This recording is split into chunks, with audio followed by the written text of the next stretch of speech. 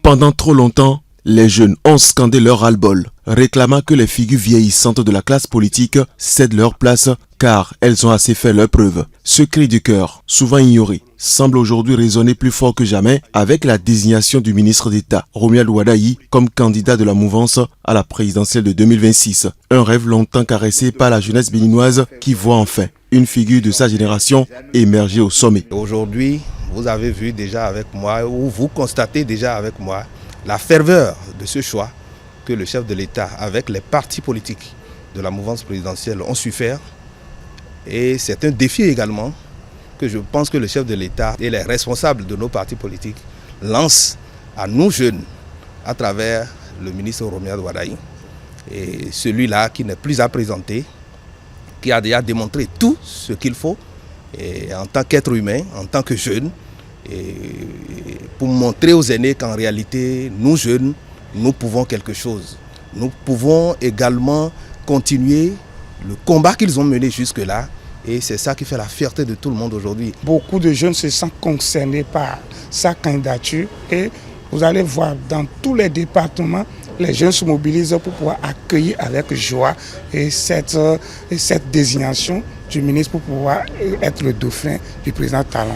Et si vous regardez les différentes structures qui existent, vous regardez les agences, vous regardez, même quand vous allez au cabinet du ministre Wadayi, vous allez voir qu'il y a beaucoup de jeunes chevronnés, beaucoup de jeunes cadres qui travaillent avec lui. Patrice Talon vient-il de sonner l'heure du renouveau politique? Une question qui brûle les lèvres alors que les regards se tournent vers Wadayi, symbole d'un possible changement de paradigme. Aujourd'hui, le chef de l'État a lancé la balle à la jeunesse pour dire, vous voulez un renouvellement? Eh bien, moi, je vous donne l'occasion. Tout le monde devrait saisir la balle.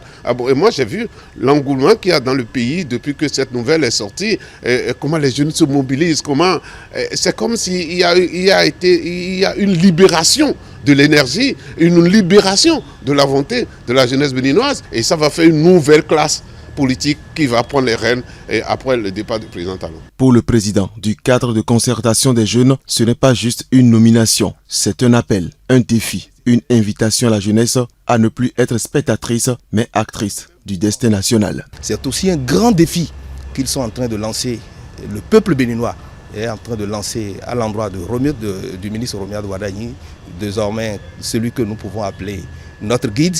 Et donc du coup, le cadre de concertation des jeunes que nous représentons également, depuis pratiquement 8 ans, exprimait quand même ce sentiment de voir un jeune conduire après notre président Patrice Talon. Et c'est visiblement cet appel que le chef de l'État a écouté et l'a exprimé par ce choix qui a eu lieu le dimanche passé. Il fait partie des moteurs qui ont conduit le régime jusque-là, et il a fait ses preuves. Et c'est pourquoi d'ailleurs, au-delà même de l'expression du chef de l'État, les responsables au plus haut niveau, qui aussi ont la capacité, ont les carrures nécessaires, ont quand même porté leur choix sur lui. Et donc c'est parce que si tous ceux-là ont pu porter leur choix sur Romuald Wadayi, c'est parce qu'il est capable. Et si la jeunesse l'exprimait depuis des années, c'est parce qu'il est toujours capable. Et en cela, vous savez, quand vous voulez, Dieu le veut également. Et donc, par conséquent, Romuald Wadayi, c'est le meilleur candidat pour le peuple béninois. Le défi est donc immense, mais l'opportunité est rare. Entre espoir et responsabilité, une question demeure. Cette jeunesse saura-t-elle transformer cette ouverture en conquête durable? Rendez-vous en 2026 pour le verdict final.